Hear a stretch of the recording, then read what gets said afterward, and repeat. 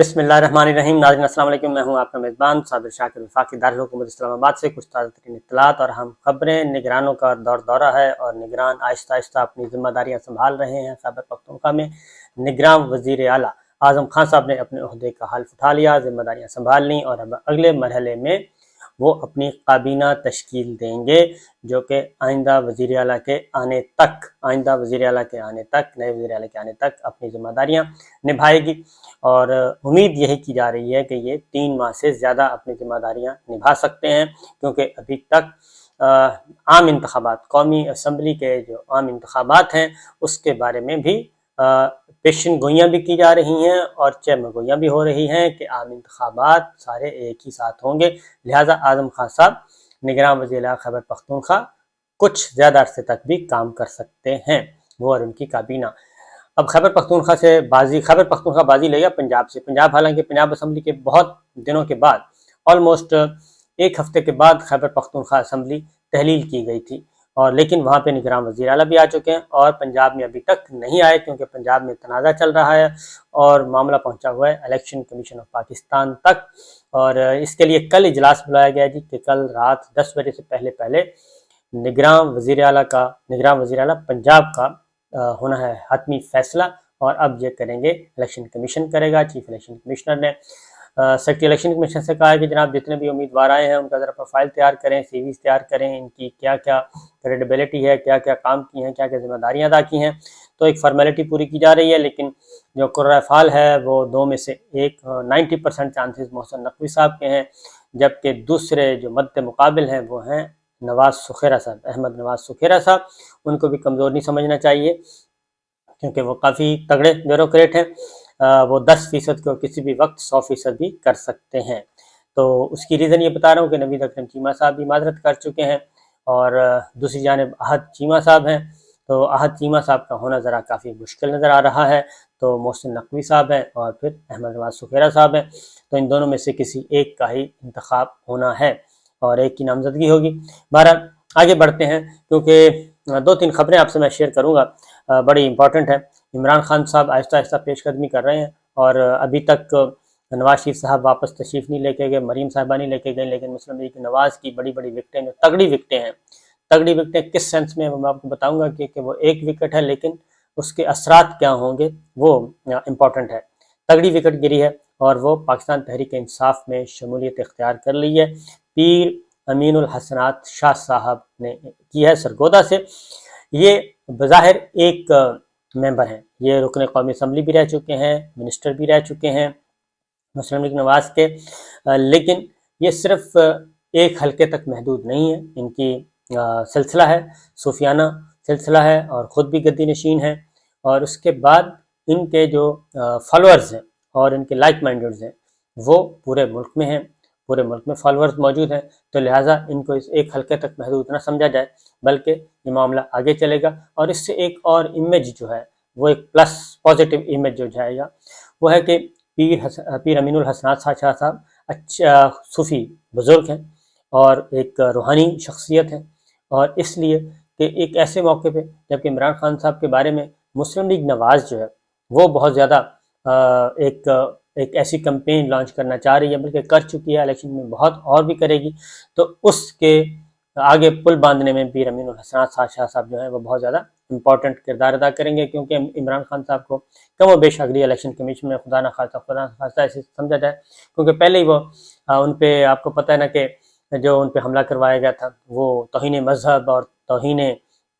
पता नहीं क्या क्या ये किया गया था, और उनको साबित करने की कोशिश की गई थी कि उनका मजहब से, उनका दीन से कोई ताल्लुक़ नहीं है, ये तौहीन मजहब की तौहीन कर रहे हैं। तो ये उनके ख़िलाफ़ एक नैरेटिव बनाया जा रहा था। तो पीर अमीनुल हसनात शाह साहब जो पीटीआई में शमूलियत इख्तियार की है, उन्होंने उस नैरेटिव को भी फनाह कर दिया है जो कि उनके ख़िलाफ़ बनाया जा रहा था, इमरान खान के ख़िलाफ़। और ज़ाहिर है इसके आने वाले दिनों में मज़ीद अच्छे असरात भी आप देखेंगे। बहरहाल आगे बढ़ते हैं, जो अहम मैं आपसे शेयर करना चाह रहा हूँ कि दौरा है कि पाकिस्तान में जी इस वक्त गद्दार पैदा किए जा रहे हैं, और गद्दार पैदा नहीं किए जा रहे, गद्दार साबित किए जा रहे हैं। अच्छे खासे मुहिब्बे वतन लोग जो हैं, जिनकी ज़िंदगियाँ गुजर गई पाकिस्तान के लिए और पाकिस्तान के इदारों के लिए और पाकिस्तान की सलामती के लिए, ان اداروں میں کام کرنے والوں کو، ان اداروں کو بزور قوت زبردستی ان کو ثابت کیا جا رہا ہے کہ نہیں آپ غدار ہیں، اور یہ غداری کے جو سرٹیفکیٹ ہیں یہ باجوہ صاحب نے بانٹنے کی کوشش کی، بلکہ باجوہ صاحب نے سرٹیفکیٹ نہیں بانٹے، انہوں نے مہریں لگانے کی کوشش کی۔ اور میں آپ کو ایک رپورٹ پیش کروں گا، 2-3 رپورٹس ہیں، وہ ذرا دیکھ لیں، اس کے بعد آپ کو اندازہ ہو جائے گا کہ اصل مقدمہ کس پہ دائر چلنا چاہیے، اصل کٹہرے میں کس کو آنا چاہیے، جس نے پاکستان کو برباد کیا، جس نے پاکستان کی سلامتی پہ حملے کیے، جس نے پاکستان کو معاشی طور پہ جو معیشت ریڑھ کی ہڈی ہوتی ہے اس ریڑھ کی ہڈی پہ حملہ کیا، پاکستان کی اس ریڑھ کی ہڈی پہ، معیشت پہ، بیک بون پہ، اور پاکستان کو عدم استحکام کی طرف لے کے گئے۔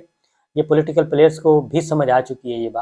بات پولیٹیکل پلیئرز کو بھی سمجھ آ جاتی ہے، جو حکمران اتحاد ہے ان کو بھی سمجھ آ چکی ہے، خاص طور پہ مسلم لیگ نواز کو، کہ ان کے ساتھ کتنا بڑا ہینڈ کیا گیا ہے، کتنا بڑا ظلم کیا گیا ہے، کہ ان کا ستیہ ناش کر دیا گیا ہے۔ تو اس جو رجیم چینج کا معاملہ تھا، اس سے پاکستان کو نقصان پہنچا ہے، پاکستان کی جڑوں کو کھوکھلا کرنے کی کوشش کی گئی ہے، پاکستان کو دیوالیہ کرنے کی کوشش کی گئی ہے، پاکستان کو ڈیفالٹ کرنے کی کوشش کی گئی ہے، اور یہ ہر سطح پہ، سیاسی سطح پہ بھی، معاشی سطح پہ بھی، اور سیکورٹی کے معاملات پہ بھی۔ تو اس لیے مقدمہ کس پہ درج ہونا چاہیے، یہ ہمارے جو مقتدر حلقے ہیں ان کو سوچنا چاہیے، مقتدر حلقوں کو خاص طور پہ سوچنا چاہیے کہ کل کو 10-12 سال کے بعد کوئی اور اس طرح کی آ جاتی ہے، کوئی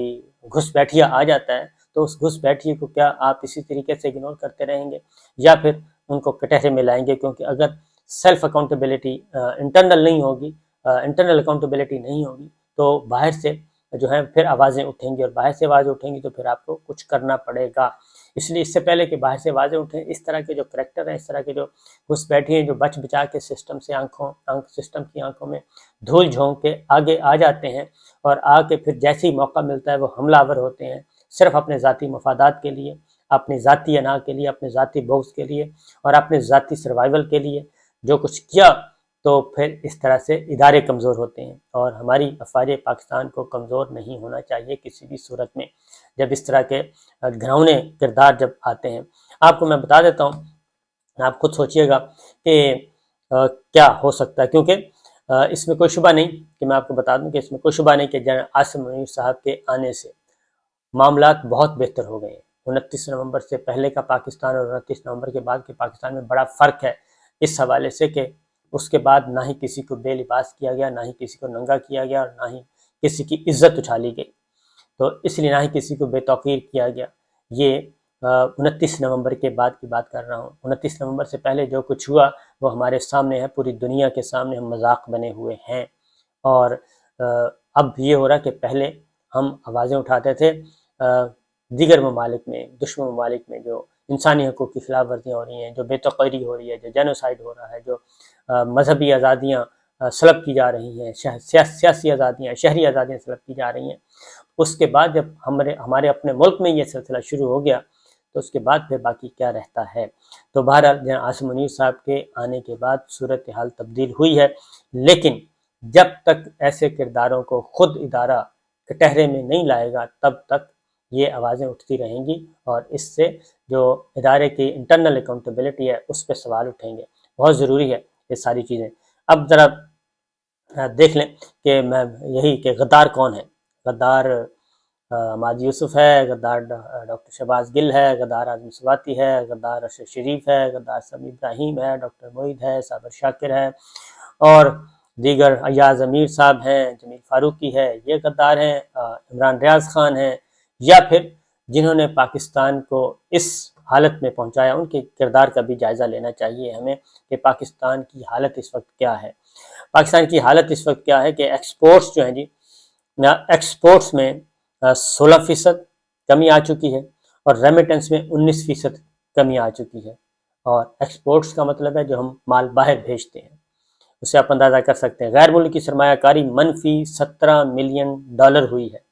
اور ایکسپورٹ 16، ترسیلات 19% بتا چکا ہوں، اور اسی طریقے سے غیر ملکی سرمایہ کاری کا بتا دیا۔ آگے IMF کے ساتھ جو معاہدہ ہوا ہے 800 بلین KPDL لگائیں گے IMF کے ساتھ جو معاہدہ ہوا ہے۔ ابھی مزید جو 200 سے 300 ارب روپے کا منی بجٹ آنا ہے جی، اس کی بات ہو رہی ہے، اور ریکوریاں 10% کم ہوئی ہیں، اس رجیم چینج کے بعد، اور اس کے ساتھ ساتھ ڈالر جو ہے، ڈالر کا اس وقت بینک کا ریٹ اور مارکیٹ کا ریٹ جو ہے 30 سے 40 روپے کا نہیں بلکہ 40 سے 50 روپے کا فرق ہے، اور یہ سرکاری ریٹ نہیں چل رہا۔ اس کے بعد عالمی اقتصادی فورم کرائسس رپورٹ شائع ہوئی ہے، world economic forum crisis report جو ہے وہ ذرا سن لیں، اس کے بعد آپ کو اندازہ ہو جائے گا کہ پاکستان پچھلے 10 مہینوں کے اندر اندر کس پوزیشن پہ چلا گیا ہے، اور یہ صرف اور صرف ایک وجہ ہوئی ہے کہ عدم استحکام۔ یہ جو رجیم چینج کا کیا گیا، یہ آرگینکلی اگر یہ سارا کچھ ہوتا تو اس وقت ہم الیکشن ہو چکے ہوتے اس وقت ملک میں، اگر قبل از وقت نہ ہوتے تو ویسے بھی ملک میں الیکشنوں کا سیزن چل رہا ہوتا اور یہ عدم اعتماد کی نوبت جو ہے یہ نہ آتی۔ لیکن چونکہ ایک ذاتی سروائیول کی لڑائی تھی، اس لیے ذاتی سروائیول کی لڑائی میں یہ سارا کھیل کھیلا گیا، اور اس وقت جو ہے پاکستان کے لیے 5 بڑے رسک جو ہیں وہ ورلڈ اکنامک فورم بتا رہا ہے۔ اس کی جو کرائسس رپورٹ ہے وہ شائع ہوئی ہے، وہ بتا رہا ہے پاکستان میں غذا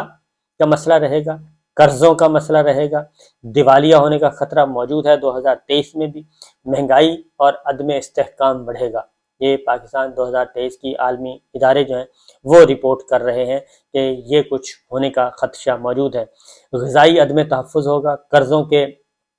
بیک وقت جو ادائیگی ہے وہ ہے، اس سے کرائسس بڑھے گا، ڈسٹیبل ہوگا ملک جو ہے، اور یہ سارا کچھ، اور یہ ایسے موقع میں ہو رہا ہے کہ جبکہ پاکستان زرعی ملک ہے، زرعی ملک پاکستان، لیکن اس کے باوجود جو ہے اس میں آ رہی ہے کرائسس آ رہے ہیں، اور ہماری غذائی قلت ہو رہی ہے، اجناس کی قلت ہو رہی ہے، گندم کی قلت ہو رہی ہے، کھانے پینے کی چیزوں کی قلت ہو رہی ہے، پولٹری کی قلت ہو رہی ہے، یہ سب کچھ، ادویات کی قلت ہے اب تو۔ اور پاکستان کا شمار کس گروپ میں کیا گیا ہے، یہ اس کے لیے بڑی افسوسناک اور شرمناک بات ہے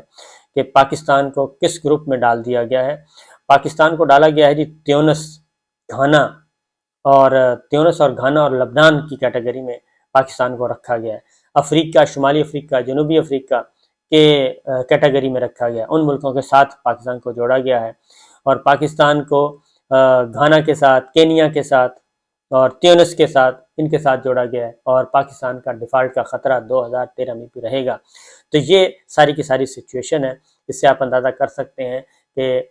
پاکستان کو اس حالت میں پہنچانے والے جو کردار تھے ان کو پیفر کردار تک پہنچانا چاہیے یا نہیں پہنچانا چاہیے، ان کے خلاف کوئی کارروائی ہونی چاہیے یا نہیں ہونی چاہیے۔ یہ ذمہ دار ہے، یہ اس کی جو ذمہ داری ہے یہ ہمارے ریاستی اداروں پہ ہے، طاقتور لوگوں کے ہاتھ میں ہے کہ وہ دیکھیں کہ کیا ہو رہا ہے، نہ کہ یہ کہ ایک بے ضرر لوگوں کو جو ہے ان کو آپ غدار بنانا شروع کر دیں۔ اجازت دیجیے، اللہ حافظ۔